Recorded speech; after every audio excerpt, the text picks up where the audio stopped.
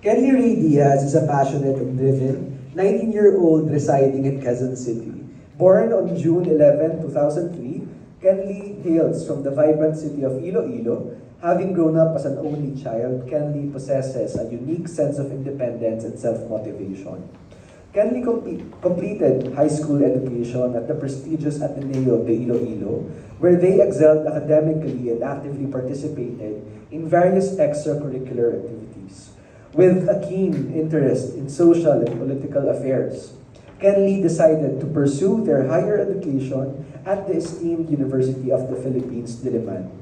Currently in their first year, Kenli is enrolled as a political science major, further nurturing their passion for understanding the dynamics of governance and societal structures. The field of political science offers Kenli the opportunity to explore and contribute to the betterment of society through critical analysis and discourse. During their senior high school years, Kenli completed the accountancy, business, and management strand, further broadening their knowledge and skills in the business realm. This multidisciplinary background provides Kenli with a well-rounded perspective and equips them with a versatile skill set. Driven by a desire to make a positive impact on society, Kenli Rey Diaz aspires to pursue a career in public service and policy making, utilizing their skills in political science to effect meaningful change.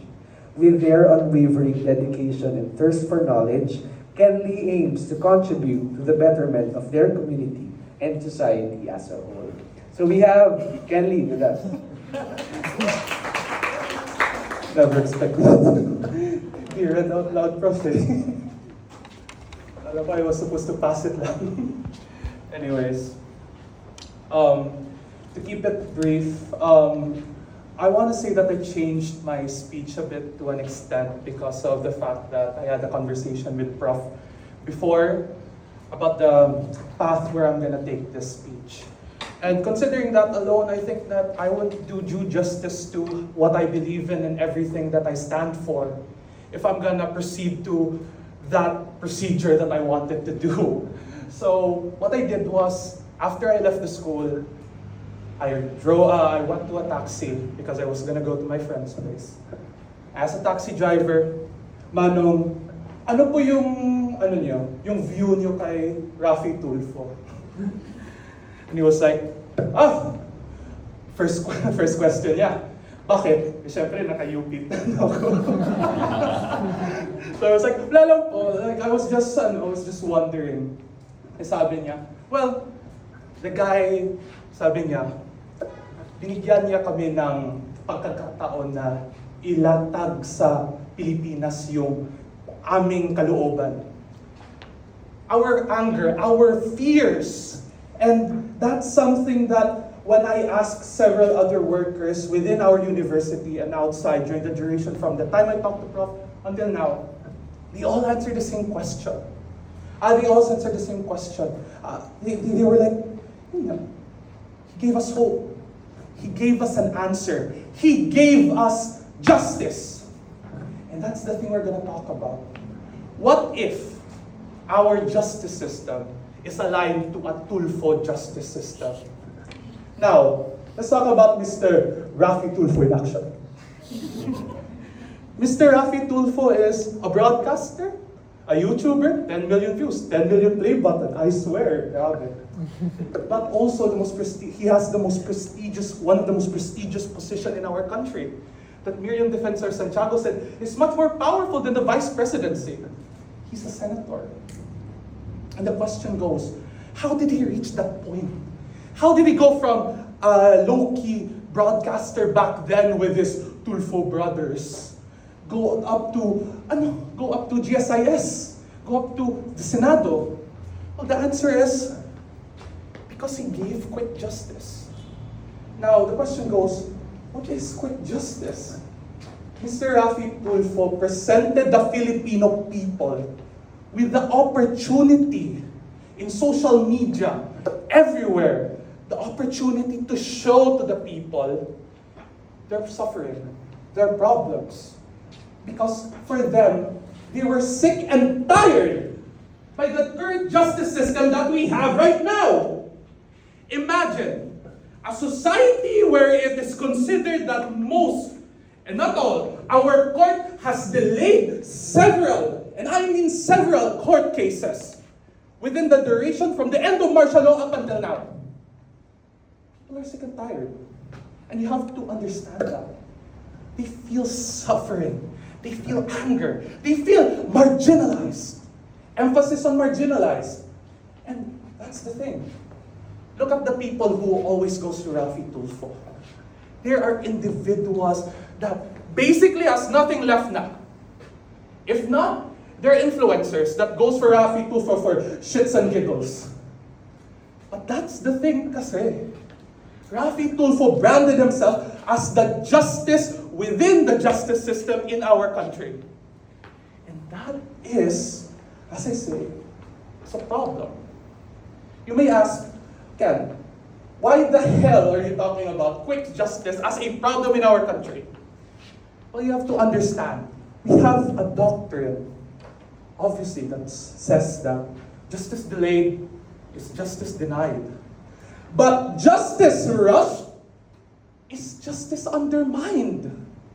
Because you have to understand, the reason why we are in a democracy right now is because we trust in due process. That is under our Constitution, that is under our Bill of Rights, that we all have due process under the law because we are protected by the Constitution, not by some guy in YouTube.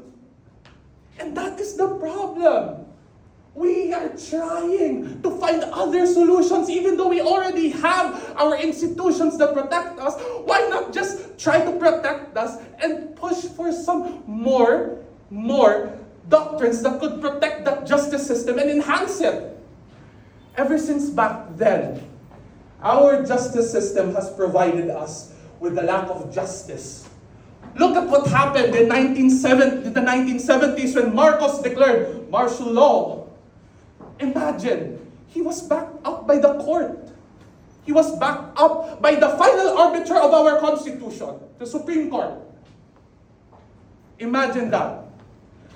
Nobody sided with the rights of the people. They sided with the administration. And that's what the court has been doing ever since. And that is the problem. And that is the reason why the Filipino people are suffering. And that is the reason why they are troubled. Why they are hungry for justice. And which is, it's understandable. Because even if you find something that, like everything that Rafi Tulfo does, imagine, he's just blatantly earning money from the sufferings of the people. Remember that. Even though they have this sense of justice whenever Tulfo gives them that justice that they want, he's earning money from them, earning money from suffering. That is not justice. Justice has dignity. Human dignity is part of justice. When Locke stated, what are the 5 things that humans need? Life, liberty, health, prosperity, and peace. There's always liberty. And with liberty, there is dignity. And without dignity, how can you live? How can you live as a prosperous individual? How can you live within this country that protects the fundamental laws of the land if you yourself find other solutions rather than protecting the rights that we already have right now? You are just giving other people leeway to create more problems to an already problematic justice system. And that is the problem within our society right now. It contradicts what we stand for as a Filipino. It contradicts what we stand for as students of University of the Philippines. How can we just allow this to happen? Because people, they're hopeless now. At this point, imagine, what is the reason why Marcos won the presidency? Because of hopelessness. And because of hopelessness, look at the solutions that other people raised up that just brought more problems within a system that is already corrupted. And I want you guys to understand. You have to understand one single thing. No matter what happens, justice should be upheld even though the heavens might fall. Because that is the purpose of a democracy. That is the purpose of our country. Why we have a constitution. Why we have checks and balances. Checks and balances are there to protect us and not the institution. And that is the cause that we must fight for. To enhance the court systems, to protect the fundamental rights and liberties of everyone within this country. Because at the end of the day, if you're just gonna let others impede on their justice without them even knowing it, it'll just break the system even more, thus providing us with an already broken, to a point that Lady Justice with a blindfold, her blindfold will be put inside her mouth. That sword that she's holding is already straight inside her heart. And that balance, that scale that she holds, falls to the ground. And who will pick that up? Who will pick that up? If not the man with the gun, then the man with the capital. Because that is what our system is heading towards if we will not fix the system right now. That's why I implore to everyone. That's why I beg to everyone. While I can breathe, while I can talk, while I can stand, while I can walk, my dream for this country and for the people that lives in it, that at least our fundamental rights and liberty will be upheld no matter what until the end of time. Thank you, and once again, good night.